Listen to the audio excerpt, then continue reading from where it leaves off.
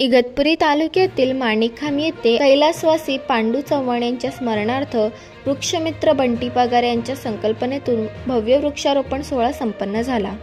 या वृक्षारोपण सोहळ्यात शेकडो शुद्ध हवा देणाऱ्या तसेच आयुर्वेदिक वृक्षांच्या रोपांचे मान्यवरांच्या हस्ते वृक्षारोपण करण्यात आले। या सोहळ्यात सिने अभिनेते चिन्मय उदगीरकर, किरण भालेराव, राजेश पंडित, माजी सैनिक हरीश चौबे, डॉक्टर महेंद्र शिरसाट, नंदू पाटील, शरद तळपाडे, सकाराम गव्हाणे, माजी सरपंच हरिश्चंद्र चव्हाण, ग्रामसेवक सोनवणे, पिंटू चव्हाण, अत्तरभाई, मिनीनाथ चव्हाण, सामाजिक कार्यकर्ते शांताराम चव्हाण, माळीदादा यांच्या प्रमुख उपस्थितीत पार पडला।